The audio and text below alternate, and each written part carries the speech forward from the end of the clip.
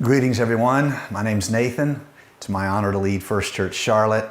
5 minutes on leadership. No notes, off the cuff. Here we go. There is a scripture in Job, I believe it's Job chapter number 11, where basically a point is made that wisdom has two sides to it, two sides to wisdom. I came across this verse recently and I thought how important it is to accept that truth and to integrate that truth into the manner in which we approach difficulty, problems, setbacks. We are all of us always trying to strive for a goal, trying to accomplish a mission. We are all of us working within the constraints of that which our lives have given us. You may not like the job you have, but that's what your life has given you. Do you see? You may have wanted another job, but your life did not give you that job. You're sitting, as it were, to use a card player's analogy, you're sitting at this table and you're given cards. And if you don't like the cards you've been given, nobody at the table really cares. You care, nobody else really cares. You can be angry about those cards, you can be bitter about those cards. I've done both of those things. But the truth is the only way the players at the table notice me is if I do a lot with the cards I have.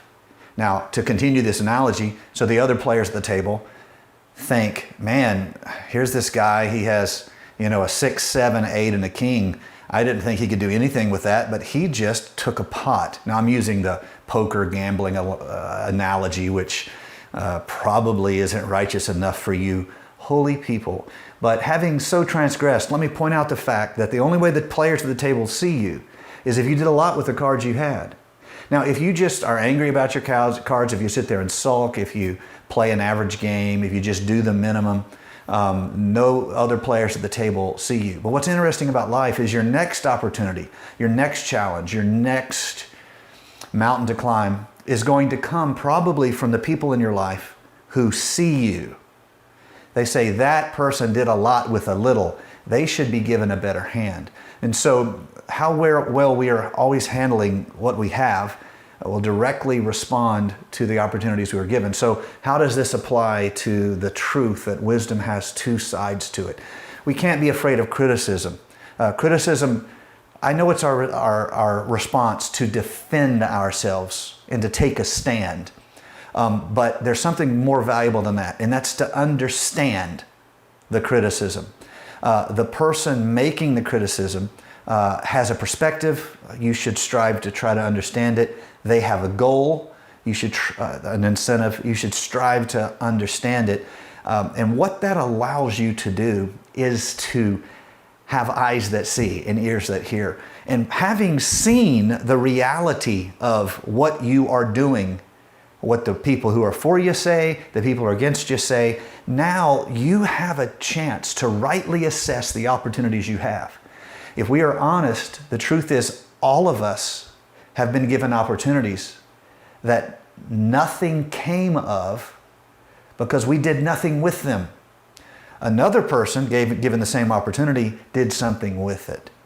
And so we oftentimes will realize that the negative in our life, the critic, has a way of erasing the blackboard of our presumptions and making us see the problem new and try to understand.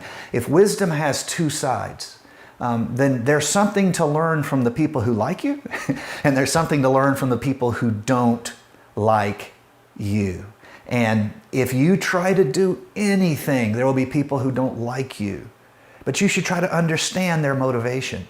You should try to understand their fears. Wisdom is not going to come simply out of your positive. It's going to come out of your negative. So to be a little philosophical, one of the famous philosophers of the past was famous for pointing this out. Life is a result of the positive and then the negative, and the result is usable. Okay, so he said it like this: there is thesis, there is antithesis, and out of this comes synthesis. The reason why ideas have to be contested The reason why different companies have to try different things. The reason why there's two parties to government. And there's an efficiency cost if you try to just have one party. Is you lose this two sides of wisdom. Don't be afraid of your critics. They may be a blessing. I'm not saying you have to agree with them, but you should strive to understand. I'm not saying they're right.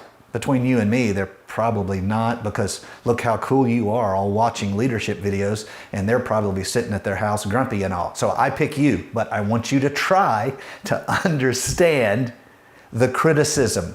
Don't just take a position, dig your heels in, grit your teeth, mutter unmentionables under your breath, etc. Two sides to wisdom. Positive, the negative. Thesis, antithesis, you need both of them. Out of that comes synthesis. Go forth and multiply. Love you all. God bless.